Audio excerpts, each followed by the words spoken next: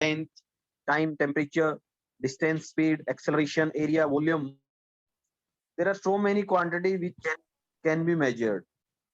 So by using the different measuring scale or the different unit, we can measure these quantity. So those quantity which can be measured are known as physical quantity. So we can represent any physical quantity like x is equal to n into u. So where x is a physical quantity, n stand for any numerical value, or we can say magnitude, or any numerical value, and u stand for unit. And what is unit? Unit is any standard value, any fundamental value with the help of which we can measure any quantity. So that single standard value is known as unit. So any physical quantity will have magnitude and unit as well. बस में तो है यार बढ़िया है ग्रोजो अच्छा है यार क्या ग्रोजो में पड़ी थी मेरे लिए இந்த ஜோடியில பாவிக बंदा वही ஊரே दिखे पता है छोड़ Ars ninth kalam. Ars ninth kalam. Mike off कीजिए अपना. हर्ष नाइन्थ कलाम. पर अपनी क्लास पे जाना है क्या रे हर्ष ninth Kalam.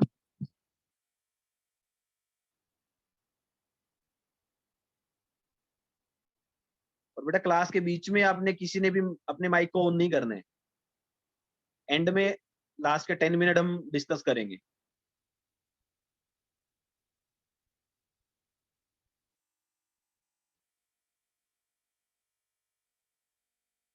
Next, the type of physical quantity. There are two type of physical quantity: fundamental physical quantity and the derived physical quantity.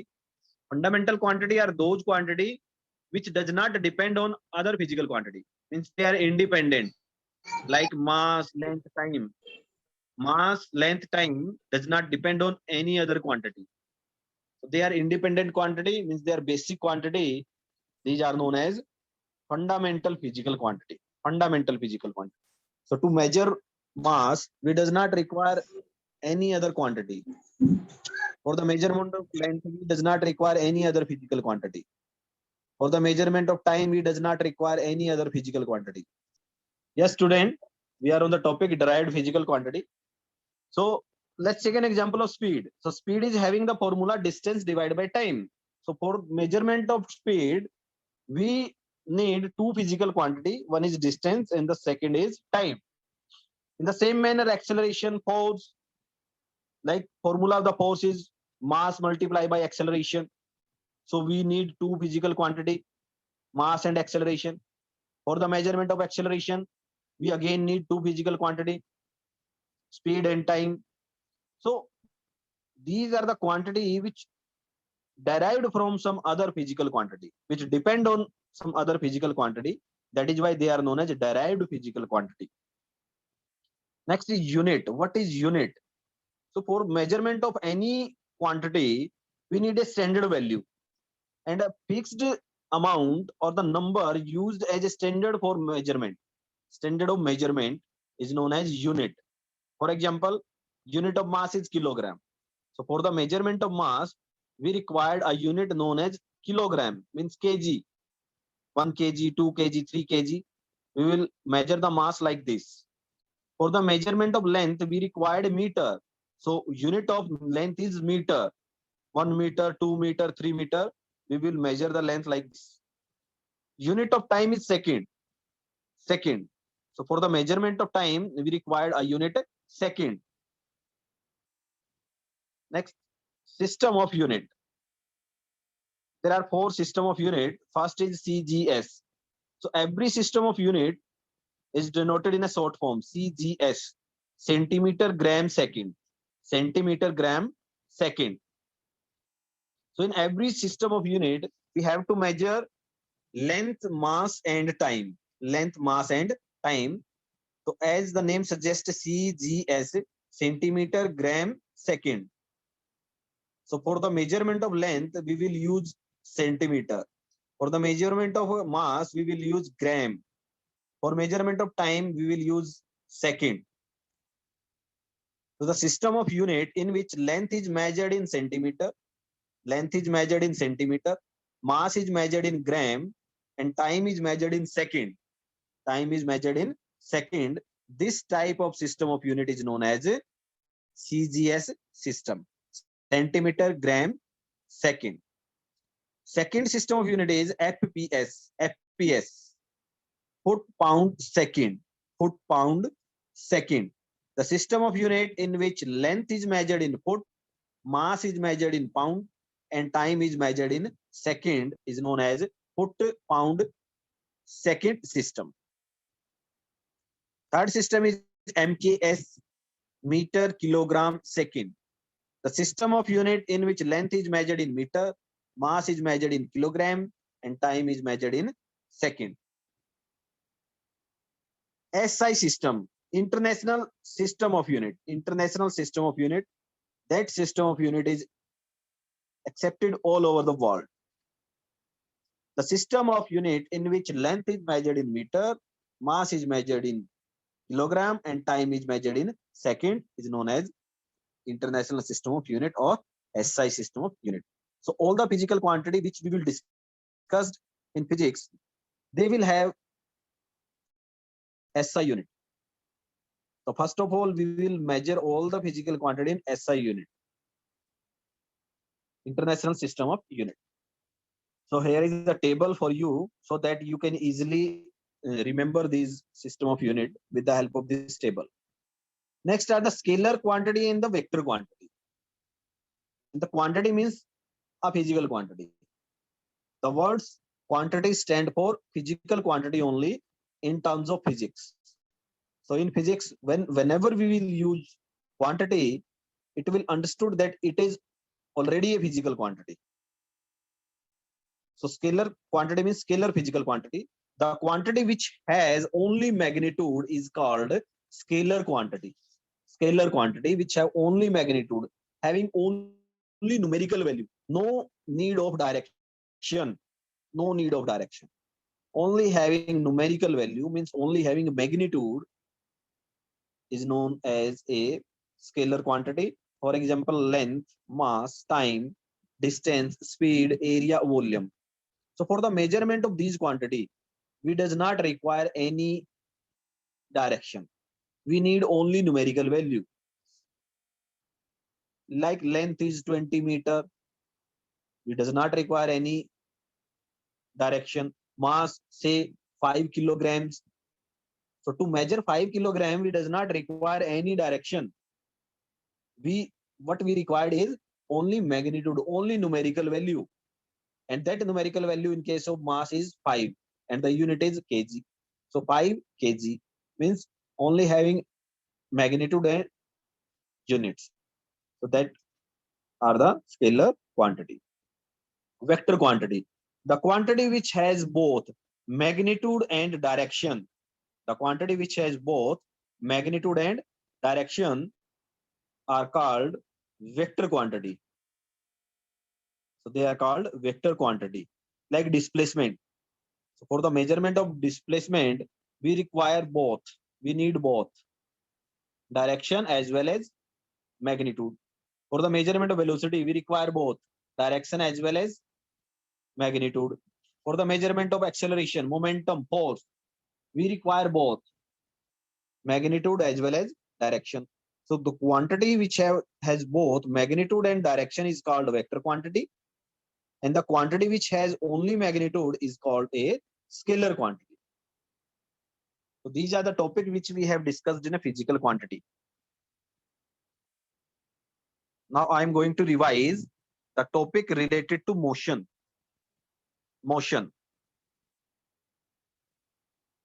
Basically, our chapter is motion. So the first term is rest. What is rest? An object is said to be at rest if it does not change its position with respect to a reference point with the passage of time. For example, a book lying on a table.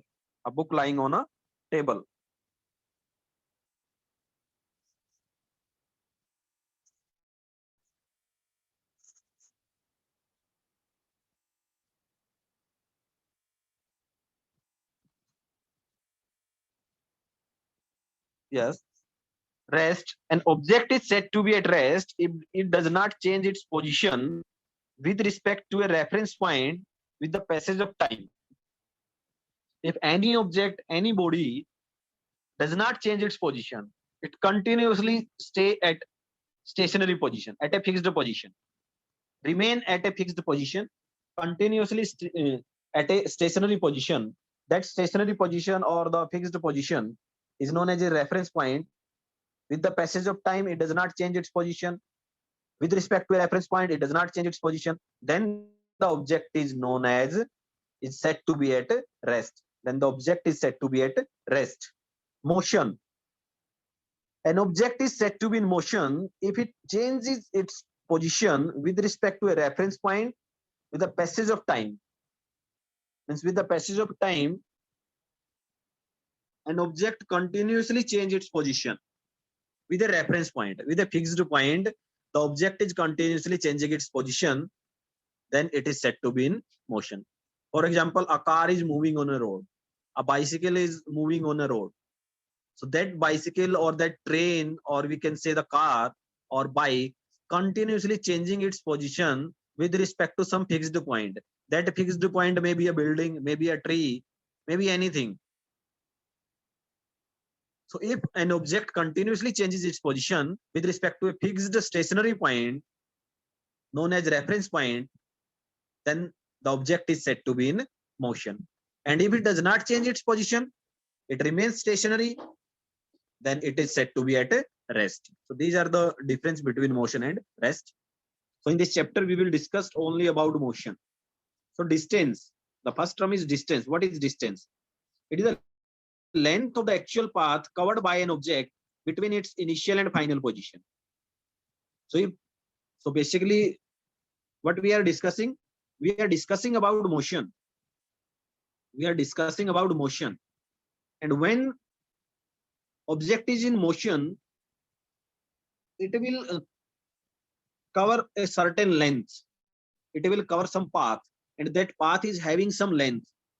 And that actual length of that path, which is covered by an object from the starting point and the end point. The starting point is known as initial point, and the end point is known as final point. And the actual length between the initial and the final position, final point, is known as the distance. If an object is in motion, it will cover certain paths, and we will measure the length of that certain path from the starting point to the ending point.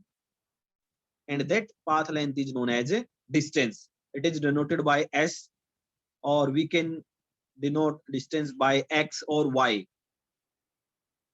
So we can take the symbol, but in general, we are taking S. S stand for distance. So what we have to do is to measure the length of the path covered by an object during the whole journey when it is in motion. So I am using the term motion again and again so that you can become habitual to that particular terms, because we are discussing about motion. And if there is no motion, there will be no distance, there will be no path covered. If no path covered, no path length. If no path length, there will be no distance. So to have a distance, we have to move some certain paths. And if we move from one point to another point, means we are in motion. And the measurement of that path, means the total length of that path, is known as distance. And what is the SI unit?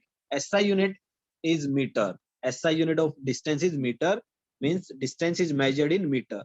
It is a scalar quantity. It is a scalar quantity. It does not require any direction for their measurement.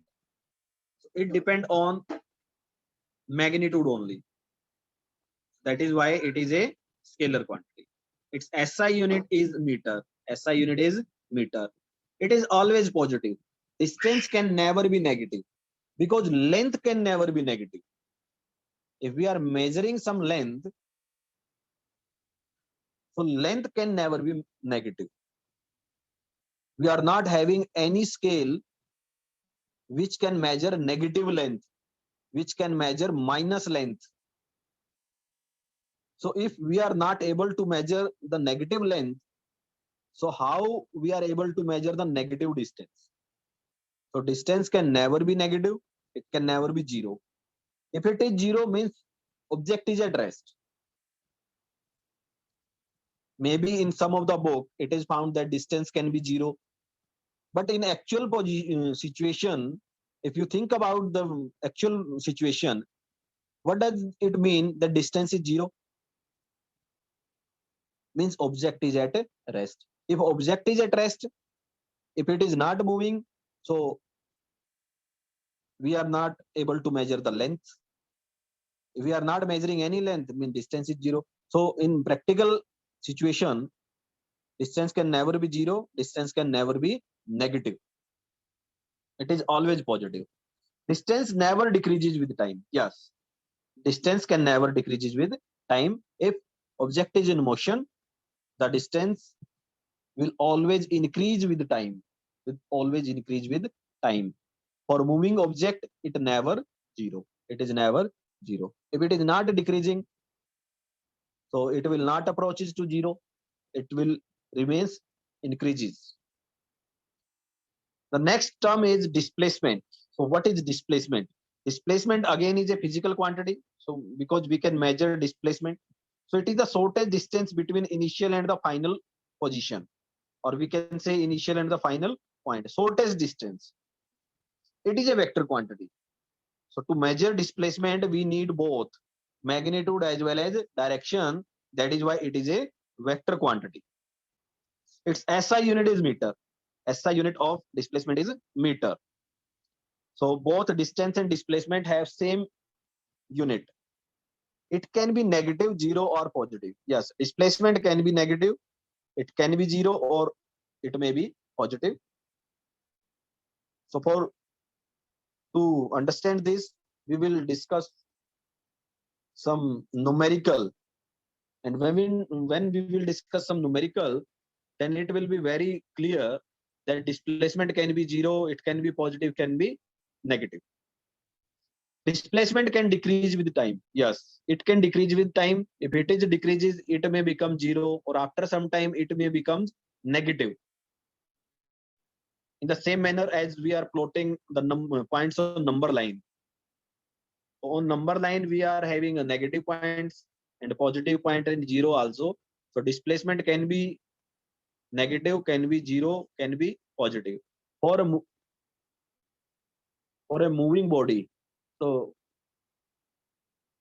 make it correct beta, it is not removing, it is a moving.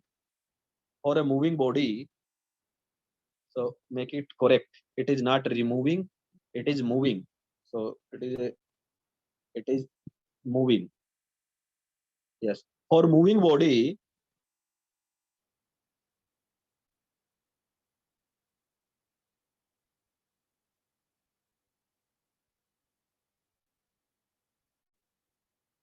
again it is removing, so it is not removing, it is moving.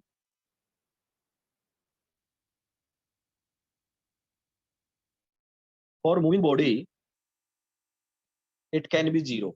For moving body, it can be zero, because displacement, it decreases with time. It can be zero, it can be decreases to zero. And the next is uniform motion and non-uniform motion. So what is uniform motion? If an object travel an equal distance in equal interval of time, the motion is said to be uniform. Uniform motion. The motion is said to be uniform motion. The object is moving like this. It is covering equal distance in equal interval of time.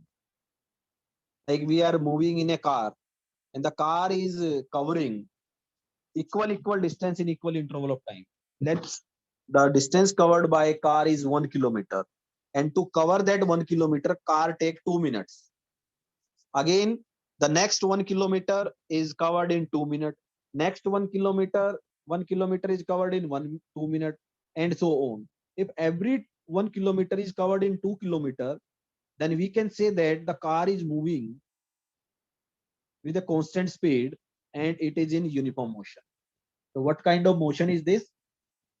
It is known as uniform motion. You can take the example of bicycle. If you are moving on a cycle and you are covering equal distance in equal interval of time, like for 1 kilometer you are taking 5 minutes, for another 1 kilometer you are taking 5 minutes, for another 1 kilometer you are taking 5 minutes, means you are covering equal distance and time taken is also equal. So what kind of motion is this? This is an example of uniform motion. The distance time graph is a straight line for uniform motion. Yes, you can plot the distance time graph as you have learned in class standard 7th. In 7th class, there is also graph for uniform and non-uniform motion. So how you will draw the graph, distance time graph? On x-axis you will take time, on y-axis you will take distance. So whatever value we are having, with the help of that value we can plot a graph between distance and time. So for uniform motion it will be a straight line. It will be a straight line. So with the help of graph we can also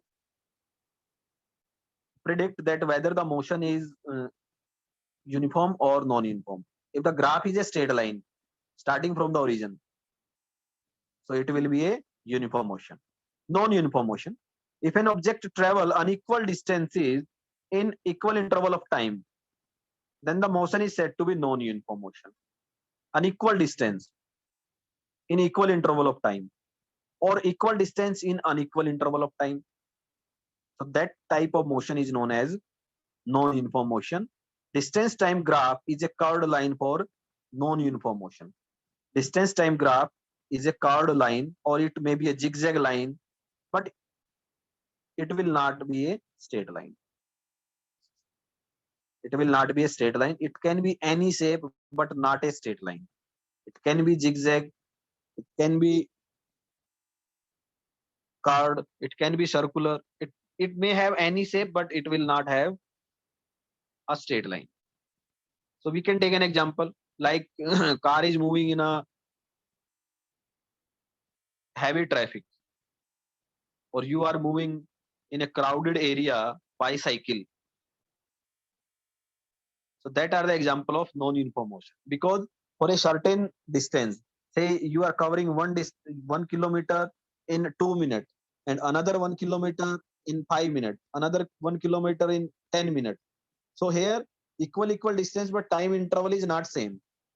You can reverse the situation also. Time taken are equal, means in first 1 minute you are moving half the kilometer, in next 1 minute you are moving 200 meter, in next 1 minute you are moving 100 meter. So the distance traveled by you in equal interval of time is not equal. So that is an also example of non-uniform motion. Next, what is speed? The distance traveled by an object per unit time is called speed. Distance traveled by an object per unit time is called speed. You can say it is the ratio of distance traveled to the time taken. So with the help of formula, you can write speed is equal to distance divided by time. Distance divided by time. Or in symbolic form, you may write V is equal to S divided by T. V is equal to S divided by T. S is the symbol for distance, T is time, and V is speed. SI unit of the speed is meter per second. In formula, you can put the unit of distance is meter, divided by time, unit of time is second. So meter divided by second. So it is known as meter per second. Or you may write like this: meter second, second raised to the power -1. Because second is in denominator and it is having a power +1. When the terms will go from denominator to numerator, their power will change. If it is having a positive sign, it will become negative, means reciprocal. It is also known as inverse. Speed is a scalar quantity. It is a scalar quantity. It can never be negative or zero because it depends on which quantity? Distance and time. So distance can never be negative, time can never be negative. So this speed can never be zero or can never be negative. Next is the average speed. What is average speed? The total distance divided by the total time taken. So we can take the average. As in mathematics, you are having some data in statistics, and you will find out the mean or the middle value or the average value.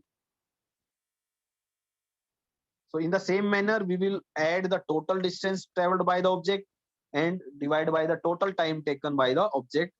So what we will have? We will have average speed. And the next topic is uniform speed and non-uniform speed. So if the object is having uniform motion, then the speed is uniform. If the object is moving in non-uniform motion, the speed will be non-uniform. The same definition will be there. If an object cover equal distance in equal interval of time, means the object is moving with a constant speed, and the motion is known as